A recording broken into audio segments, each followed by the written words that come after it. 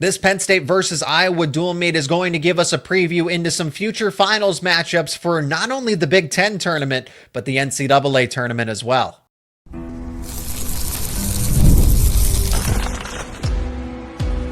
You are Locked On Nittany Lions, your daily podcast on the Penn State Nittany Lions.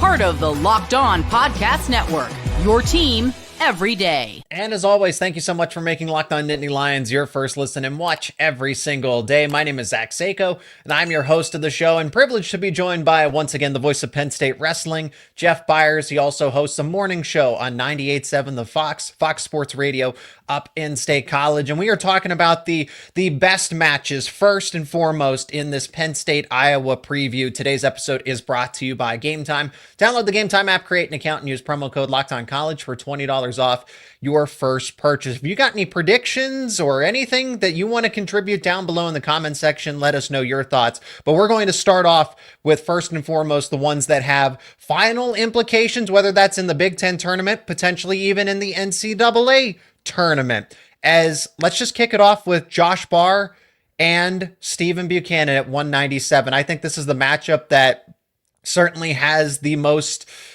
consequences, positive or negative in this instance. It certainly showcases whether Josh Barr has truly arrived in that elite class. I think he has, but Stephen Buchanan as the number one wrestler at 197 before we get to some of those other really contested weight classes here and top tier matchups. Jeff, what stands out to you about Barr versus Buchanan now that it's finally upon us? Yeah, I think it's going to be a great match and a great test for Josh, regardless of the result. I think this will be a very good match to get under his belt at this stage of the season and of his career and just continue the development then. Again, regardless of outcome, having that feel under your belt and, whatever lessons are learned from that matchup. Buchanan obviously brings a lot of experience, a lot of savviness into the bout. But listen, Josh Barr is not going to take a back seat to anybody. He's just a really special talent.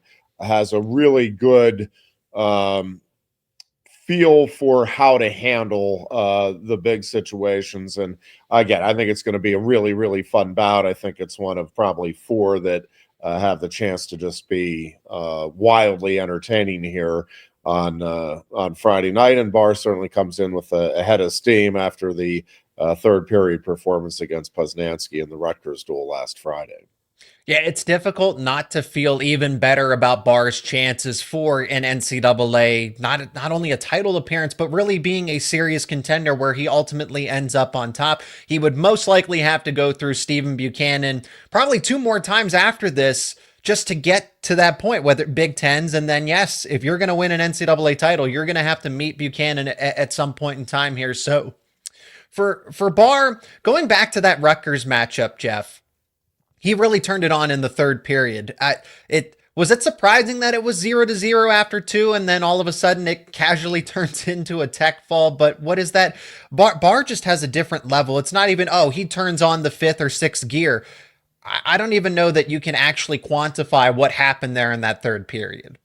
Yeah, it was remarkable to see the way he broke Poznansky so quickly in that third period, but he had been wearing him down. I mean, there was no score after two periods, but I think Josh had been, wrestling the match that he largely wanted to wrestle to that point. And certainly when he felt the opportunity, he knew to go for broke. But, Josh is going to give you 7 minutes every time out. And if the match requires more than that, he's ready to go. The conditioning and the mental toughness is certainly not an issue. And again, he's just such a special talent.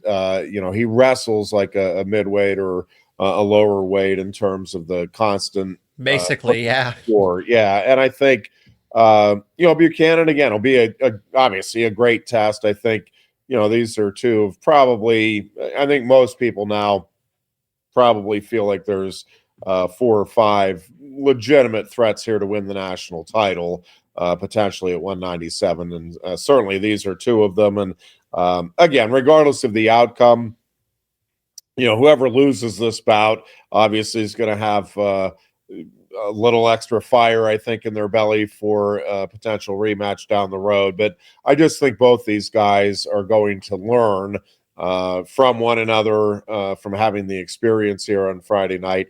And, I'm expecting it to be just a very entertaining bout. I think Josh Barr is just wrestling as well as anybody in the country right now. But Buchanan obviously is also wrestling very well. And the experience factor there, obviously in Buchanan's favor. But that just has not phased Josh Barr to this point. So I just think it's going to be a fun match for fans to be able to tune in and watch. A reminder, he's doing this in the present. He's not peaking right before the Big Ten tournament. He knocked off Michael Beard in similar fashion, picked up a solid victory over Stephen Little, who's also going to contend for a national title. Stephen Buchanan, I think, is in that upper tier with the likes of an Angelo Ferrari. We'll consider Jacob Cardenas in this as well. But I think Josh Barr is in that group too. So it's going to be a close one either way. I think we are going to see, potentially either one in the final seconds or a sudden victory type of win here. But it will be probably if not the most exciting matchup here, and that's saying something, because let's jump backwards. Let's move down a weight class here and talk about Shayne Van Ness against a Kyle Parco. The Shayne Van Ness, I think it was surprising, at least from my point of view, a surprising defeat to Ridge Lovett in the capacity. Didn't secure a takedown. Now, he responded accordingly against his Rutgers opponent, but that's not the kind of caliber. Again, Van Ness was supposed to be a clear-cut national title contender, and some question marks were raised after that Nebraska dual meet. And Kyle Parco, transfers into Iowa, is not going to give anything easy to Van Ness. However, I do think that the Ridge Lovett duel, the Ridge Lovett bout, was more of a kind of a reality check for Shayne Van Ness in a way that the same thing's not going to happen twice against Kyle Parco. Yeah, I think the Lovett, and I think Shayne Van Ness will make adjustments, but I think the style matchup is a tough one with Ridge Lovett. Just his length, Lovett's length, I think is a challenge for not just Van Ness, most guys in the 149-pound weight class. Parco is more of a similar style and similar build. Very good. I think Parco has really taken another jump in his skill level here since joining Iowa.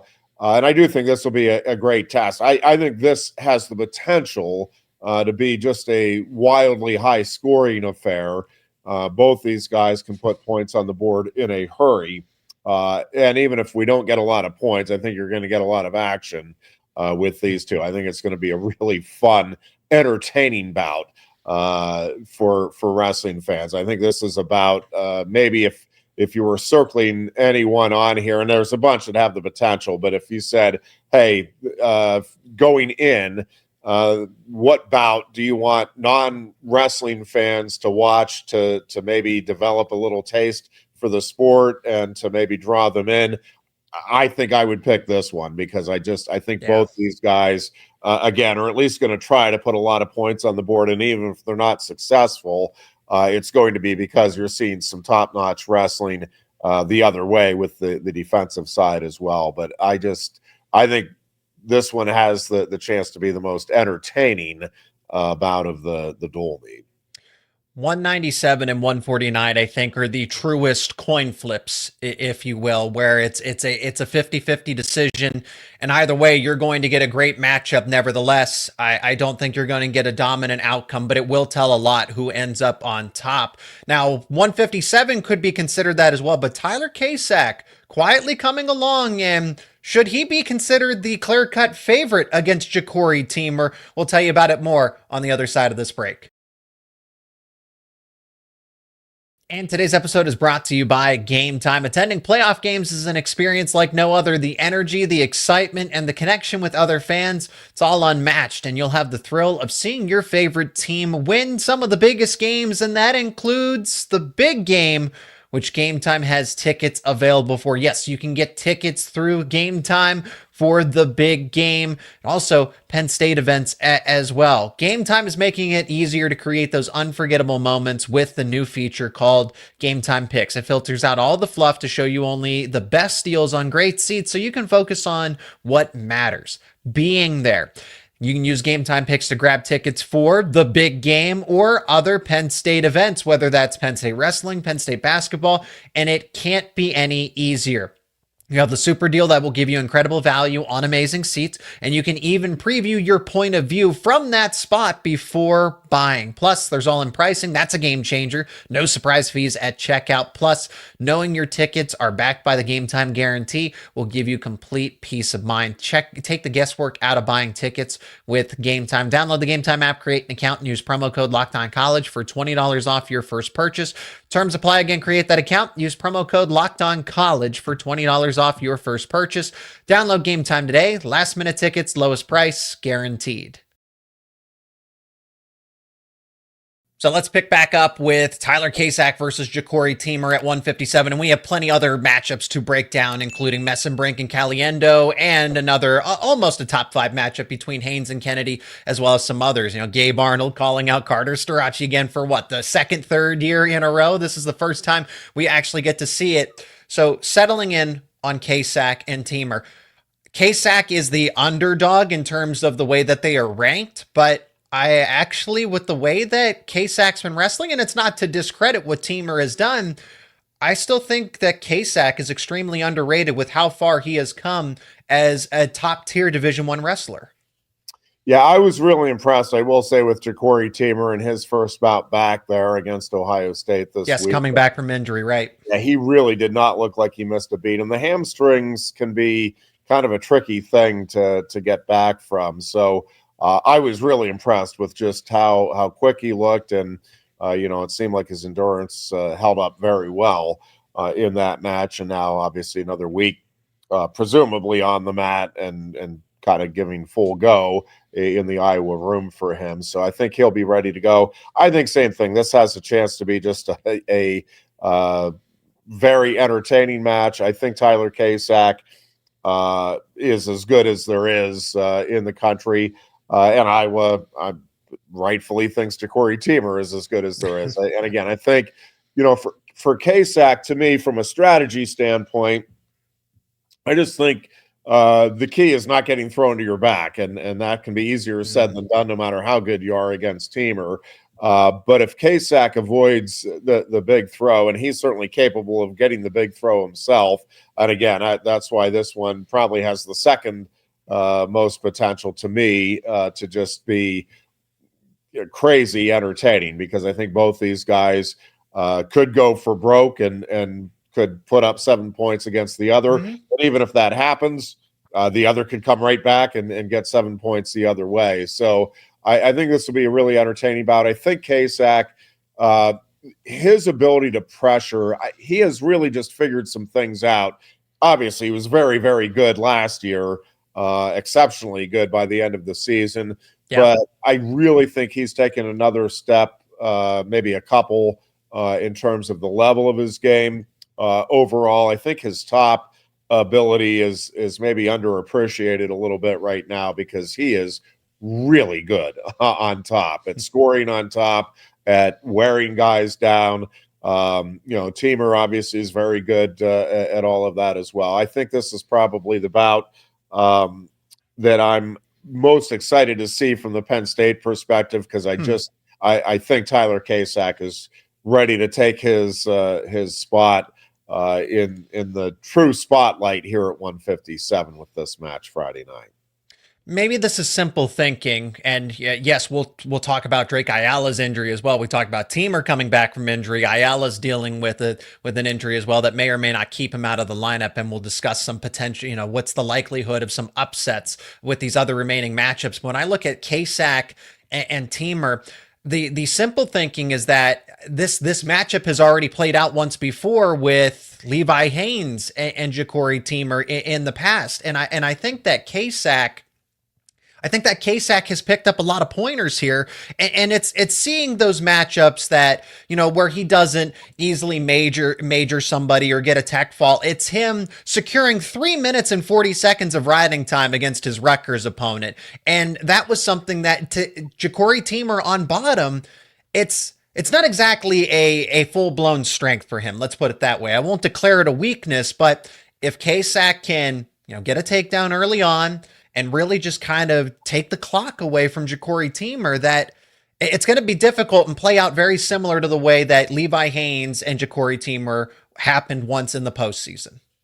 Yeah, I think Tyler Kasak's power is a big deal, Unmatched. and obviously Jacori is powerful and explosive in his own right. But to me, Kasak's power combined with his, he just has that competitive grit where when he needs a point, needs to ride, needs to get out, needs to do whatever it is, he just finds a way to do it to get the W. And again, I'm excited to see it because I think to some degree, at least at 157, this will be a bit of a coming out party on the national stage for Tyler Kasak.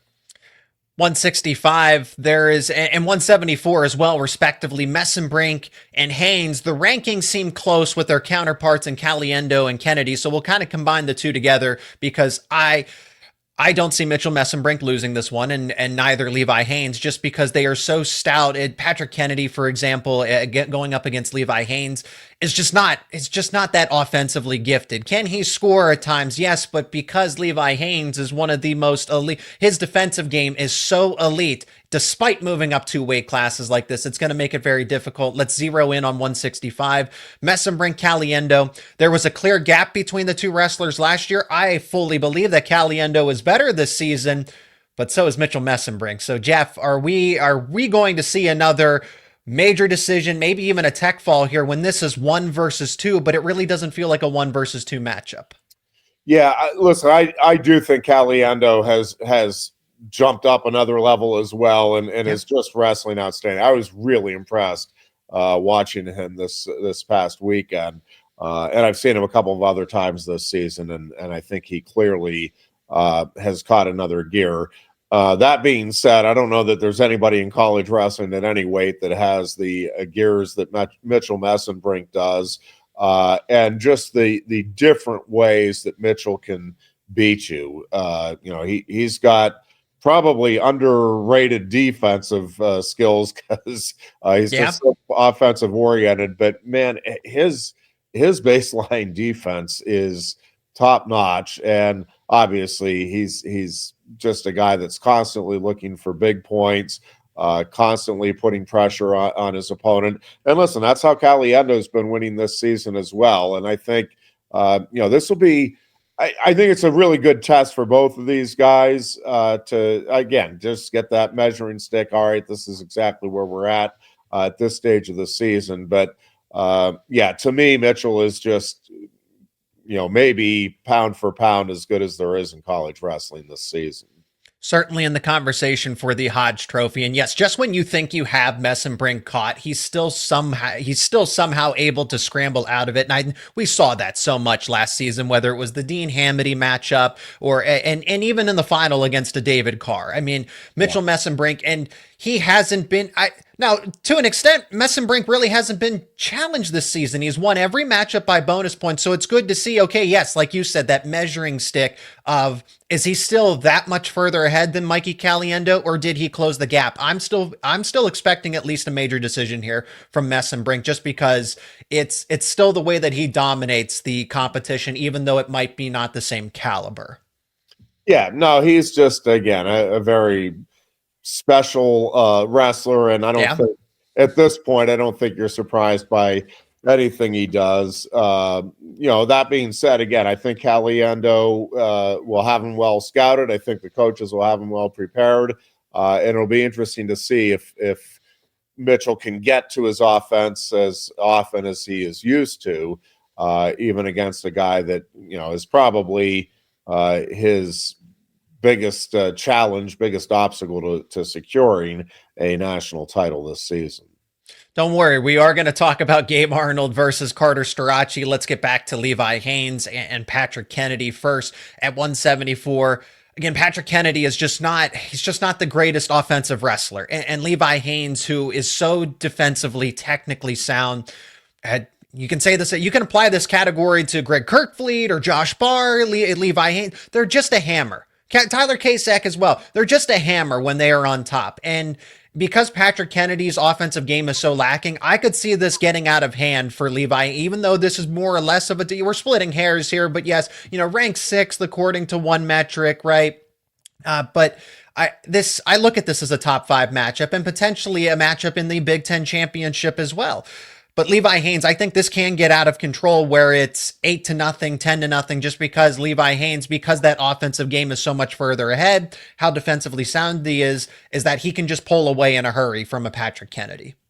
Yeah, I think we'll see which wrestler is able to kind of impose their game plan on the other. I suspect Kennedy's plan is to keep this thing as close as he can to the third period and then see if he can, sneak one out.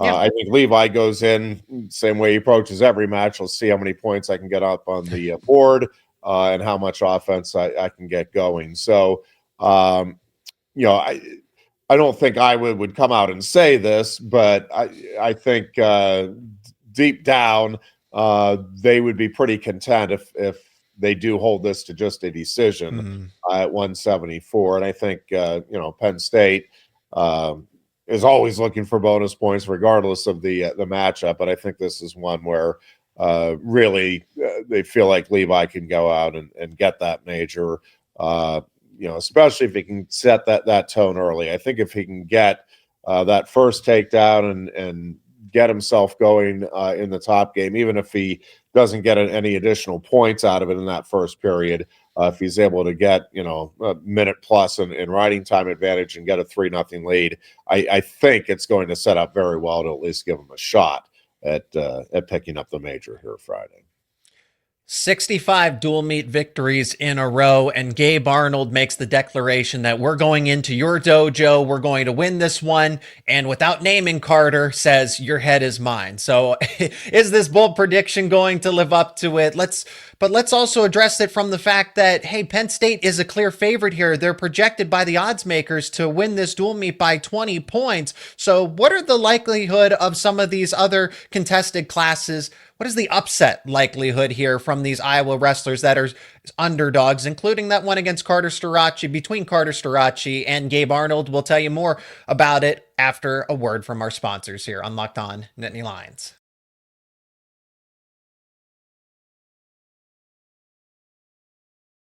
Jeff, I have to get your thoughts on it. The Gabe Arnold, Carter Starocci discourse. And I actually don't think it's that bad. I think it's good for the sport because it's not outlandish or anything. Now, Dean Peterson running to social media immediately after he defeats a true freshman 4-1. That's a little outlandish. And then you have to watch your team lose 9 bouts in a row. So whatever, you do you, man. As a veteran of the sport, I guess you consider yourself the personal favorite to win that one against a true freshman? I digress here, but Arnold and Starocci, this one has been boiling over for a long time. He's been calling his shot since he was in high school, before he was even at Iowa. And you haven't earned anything in the sport. I want to see Carter Starocci humble him to an extent, but it's not that, Arnold talks a big game, but I think he's really reaching too far ahead. It's different when there's other competitive wrestlers because he is top 10, top 5 even in some rankings. But this is a pending 5-time national champion that you were calling out. You best get ready. If you're going to aim for the king, you best not miss. Yeah, I think it's kind of fun. I think it's probably good for the sport. I think it'll get Penn State fans all kinds of fired up. Probably has Iowa wrestlers trying to rally to get Arnold's back. Whatever. I don't think it phases Carter very much, and it will be interesting. I hadn't even really considered the possibility of Arnold not wrestling, but I know there are a lot of Iowa fans that seem convinced that Ferrari is going to get the call here on Friday night. So is Starocci, if you ask him about it. Yeah. So that's one of the storylines is, will we actually see this bout on Friday night, or we're going to have to wait until Big Tens or possibly even NCAAs, depending on how the Big Ten tournament plays out. I hope we see it. And listen, Gabe Arnold is a really good wrestler. Like, make no mistake, this kid is he is legitimately ready for big time college wrestling. Probably not the wisest thing to state it publicly, but I do think listen, you are not going to beat Carter Starocci, and a team is not going to beat Penn State if they don't truly believe it. Just as with anything, I mean, if you believe you're going to lose a match, guess what? You're going to be right. The only way you give yourself a chance to win, aside from preparing, but I mean, mentally, you better have the confidence and the belief that, yes, I am going to go out there and do this. Now, again, whether it's wise to publicly state it and go about it the way Gabe has, debatable, but we've had a lot of brash athletes over the years, and sometimes it pays off, sometimes it doesn't. Listen, they'll settle it on the mat. I think it'll be a match that will have everybody locked in and fired up. Everybody will be talking about it beforehand. Whatever the result is, people will be talking about it afterward, and then potentially we could see it a couple of more times down the road. At the end of the day, I think we're just in for a really good wrestling bout, and I think there's likely going to be more talking both ways, regardless of the outcome, about what's going to happen down the road, and that's probably, again, good for the sport as well. Getting storylines like that is certainly not a bad thing for the wrestling media. Because of how historic the potential of this Penn State team. This Penn State wrestling team has a chance to reset the records that they set a season ago. And Jeff, that was the discourse that we had over the offseason. So this is no surprise to you and I, but when people say it, it's brand new, or it's so shocking to them. And the shock value, I guess, is lost because this is kind of what we anticipated. When in reference to this dual meet, this can absolutely get out of hand. Again, the odds makers say that this is at least a 20-point deficit for Penn State. There's also a shutout potentially on the table if everything goes in favor of Penn State. Iowa, they're the number 2 team, but at least based on kind of generally speaking, on average, the expectation is that Penn State wins at least 8 out of 10 of these bouts and taking at least half of those toss-up matchups, if you will. Let's kind of finish up with maybe who is the most likely to pull off an upset for Iowa, and I guess combining all of those. Drake Ayala wrestling is a big part of this too. If the Hawkeyes do not have him, Braden Davis should win at 133 by major decision against whomever the backup is going to be, and then that's just then it turns from an 8 out of 10 expected to 9 out of 10, so it even gets worse for Iowa as well. So that's kind of at 125 to heavyweight. 141 with Bo Bartlett. Who's kind of, and maybe it's those other toss-up matchups that who is the most likely on Iowa's side to maybe pull off a shocking victory in a sense to make this a closer deficit? Yeah, and listen, if you just go by the rankings, Iowa should win 4 of the matches, 4 of the bouts. That is true.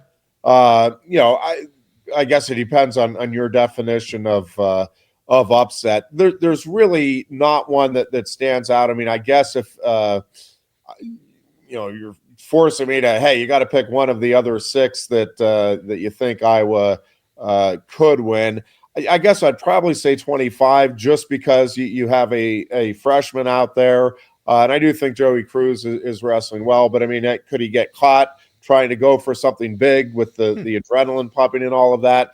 Yeah, I mean, I feel like I'm reaching there because I'm not expecting Luke Lillidahl to get upset. Right. Not expecting that at all. But that's probably the one again, if you're saying, hey, you have to pick somebody, that's probably the one that it's like, oh, okay, it's a true freshman first, big Jordan Center experience. I know Wyoming earlier, but I mean, with, a ranked opponent, I think Cruz is like 26th in the Intermat rankings. But really, I think Penn State will take care of business in the other 6 bouts. And I think the 4, if Ayala wrestles, I think those 4 at 133, at 149, at 157, and 197 are all going to be very entertaining matches. And I think will get fans fired up just in college wrestling in general, and certainly fans of both teams. And 184, I think, is going to be a spectacle regardless of how it plays out.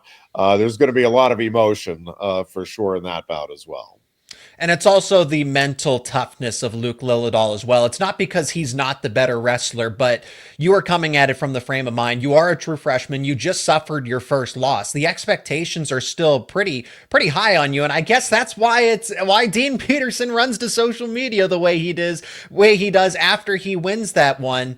But for Luke Lillidahl, yes, I need to see how he bounces back because that's his first loss. How is he internalizing that? I know he's disciplined. I know he's mentally sound, but you do need to tangibly see it because he does lose his first, and it's because it was so close. It's not like it was a humbling experience. He lost 4-1 on the road in a sellout crowd, right? That's a different type of intimidation that, yes, even Luke Lillidahl hasn't experienced to this point. And the Braden Davis Drake Ayala matchup, it's not because Drake Ayala is a good wrestler, but it's also just, I've pointed this out, it's the build. And Drake Ayala just has such an advantage because he's a longer, lengthier wrestler that just poses a disadvantage to whatever opponent it is. So it's an unfortunate circumstance. So Braden Davis almost has to be able to wrestle through that disadvantage. Yeah, Braden, I think, is actually one of the few that can match him there with his length. And I hope we get to see that match because I think that's a really intriguing bout. And again, I think it's one that both wrestlers, and you could probably say this about all 10 bouts, but I really do think both wrestlers will benefit from having the experience and the feel of facing each other when the postseason rolls around. And obviously you wait and see which teams and wrestlers make the best adjustments from regular season to postseason matchups. And obviously Penn State's history is pretty good there, but I just think this is going to be a really good night for college wrestling, just in terms of selling the product, because I think and certainly hope that we get the number of entertaining bouts that I think we will, and even in some of the other matches that are less high profile, I think there's a chance for a lot of points and some pretty neat moves to be hit and to continue to try to build that wrestling audience.